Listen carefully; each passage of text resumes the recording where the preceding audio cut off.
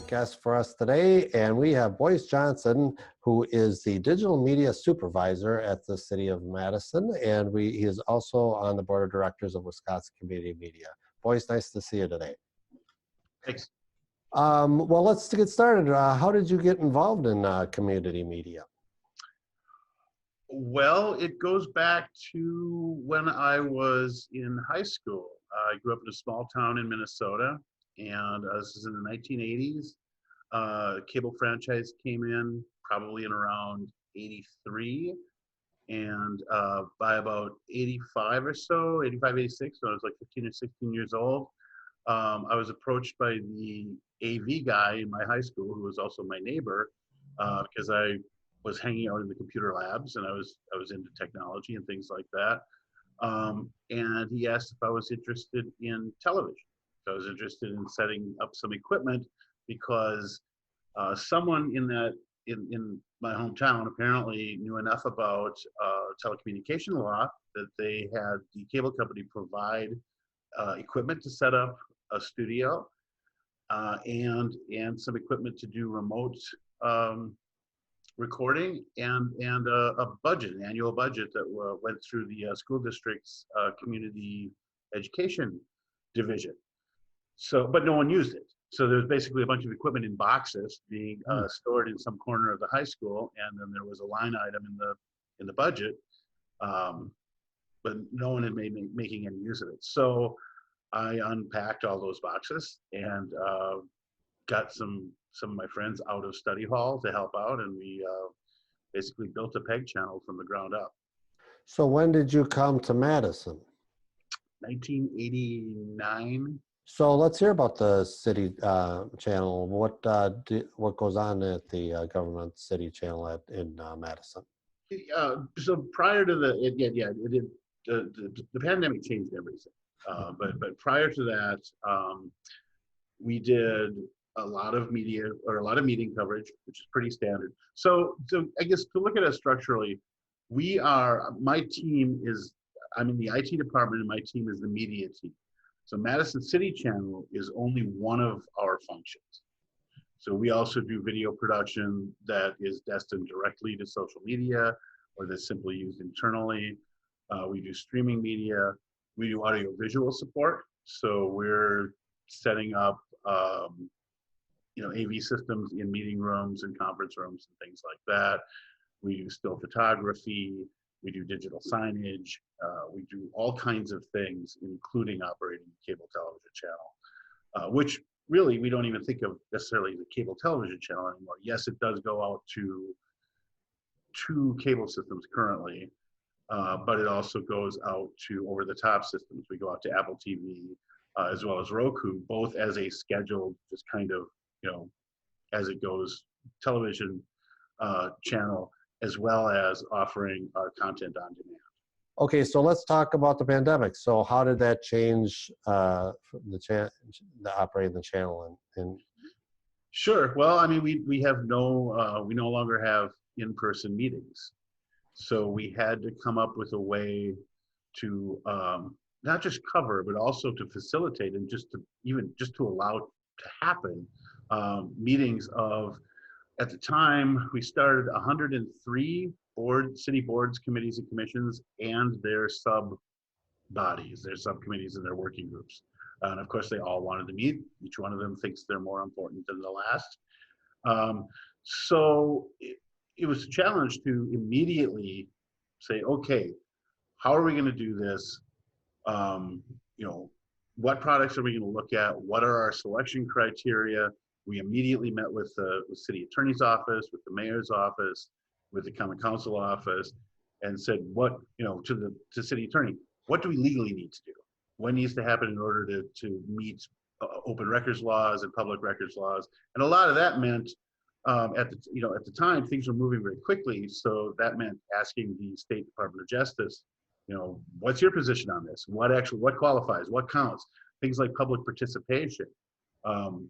What do we need to do to allow people to testify before these boards, committees, and commissions? What meets that standard? Is the phone call okay? Do they need to have a physical location where they can come and give testimony? So it was a a few weeks back there, back in the spring, were pretty insane. Well, we tried to throw all of this stuff together and figure out how we were going to build something from scratch and what technology would work for us, things like that. So we ended up using Zoom because it just ticked more of the boxes than any of the other platforms we test. I think we tested 7 or 8 platforms total. And then this is a nice thing about being in the IT department. Our web team and our application development team were able to build a registration system. So people who wish to speak at these meetings could go to a website, go to a web form, pick the meeting they wanted to speak at, pick the agenda item, enter the information, and that all would then become available to IT staff, as well as the chairs of the meetings and the staff who were helping to conduct the meetings. Is it running pretty smooth now? It is, Okay. yeah. And it took, a lot of it was training. We trained a couple hundred people total. We trained staff, we trained members, we trained chairs. I mean, we especially concentrated on chairs and staff to make this stuff run smoothly. And again, we relied heavily on our application development people to build sort of the back end applications to help out. Meetings are scheduled using Outlook, so we have a number of Zoom accounts that are available and configured to use with this. And basically, a person who's staffed to one of these meetings can just go to an Outlook calendar, look for an available Zoom account, and then schedule based on that. It's a fairly automated system. It doesn't require a lot of intervention on our part. So, how do you feel when this pandemic does come to an end? Do you think this will be the norm as far as doing the meetings that way, or do you think it'll go back to the other way? I think it's going to go to something else. It's going to go to hybrid meetings. And what a lot of people don't understand about that is that for us, that's not going to create any efficiencies. That's going to mean doing both of these things simultaneously. That's going to be the challenge. Because I think, people have gotten a taste of this virtual meetings, and frankly, it's great. And to be honest, I think for some bodies, they should probably just keep doing it that way.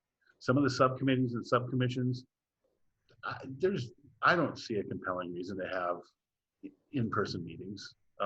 But obviously for things like the Common Council, the Finance Committee, the Plan Commission, those, of course, they're going to want to go back to having in-person meetings, but they're going to want people to be able to participate. Well, let's talk about Wisconsin Community Media. For those who don't know about Wisconsin Community Media, what is it? Well, it's an organization that consists of outfits like ours, and again, in my case, ours is the G in PEG, Sure. But public education and government access channels from around Wisconsin and some other neighboring states as well. We've got people in from Northern Illinois now. We've got people in from Minnesota. But we typically do fall workshops and a spring conference. That's become a little bit disrupted in the last year because of the pandemic. The spring conference usually also includes the Best of the Midwest Video Festival, which is a contest for members of WCM to enter their best work and receive awards. We're going to start, I don't know how public this is yet, but we're going to start offering webinars as well in the near future. I think just conducted a survey to see what kinds of topics people would be interested in seeing, and sort of splitting it. So some of it's on the kind of legal and administrative side, management side, and policy side. And then some of it's also more on the production side, the nuts and bolts, lighting, audio, camera work, that kind of thing. Why is it important to the community maybe contact their alderman or state Wisconsin representative? Let's talk about the legislative side of community media. Sure. Well, I mean, unfortunately, since the Video Competition Act back in, I was phased in, I think it went in 2011, but they voted on it in 07 or 08. Yep.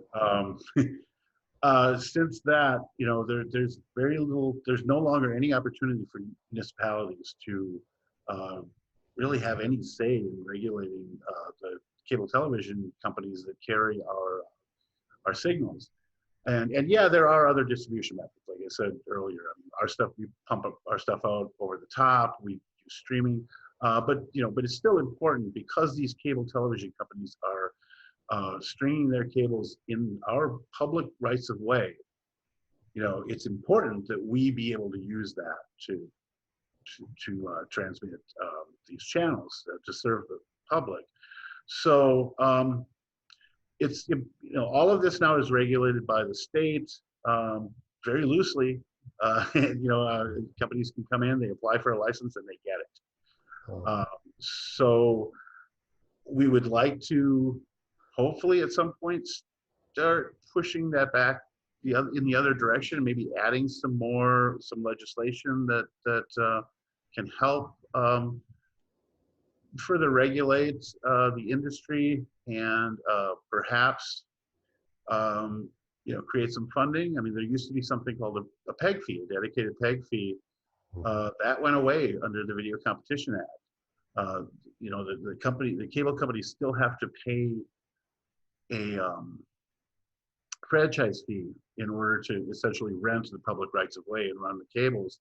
But different municipalities deal with that differently. Some of them will turn around and give that to PEG channels or give a portion of that to PEG channels. For others, it goes right in the general fund. I mean, our operation does pretty well. We're funded pretty well, but that's all. All of the the franchise fee in Madison goes straight into the general fund. There's nothing that's earmarked for us. So we're a part of the IT department's budget. So I think it's important that we at least stay in contact with state legislators so that they know what's going on, and we can potentially see some improvement, particularly if there are sort of political shifts in the state legislature. We haven't been in much of a position to make any kind of progressive change in the last decade or so, but things change. And one last question. So why should someone support Wisconsin community media or community media in general? It's important that people know what's happening. And in terms of media, when you look at larger media outlets, you look at cable television or broadcast television, or even non-television, even internet outlets and things like that. The bigger they get, the further they get away from dealing with community issues that really matter to people every day on the ground. Less and less attention is paid to those kinds of things by other media outlets every day. Newspapers, if they even exist anymore, half the time, they're just turning around and pushing out stuff that they get from the Associated Press, or that they get from somewhere else, or that they just source. A lot of it turns into blogs or places where it's amateur writers, not necessarily dealing with community issues. It's just stuff that basically they become aggregators pushing sort of general news around. If you really get to specific issues, community media is vital to get to those kinds of specific issues that aren't going to be touched by traditional media, and to actually spend some time with them. And for those who want to learn more about Wisconsin community media, is there a website? Yes, there is. And I would assume it's at wisconsincommunitymedia.com.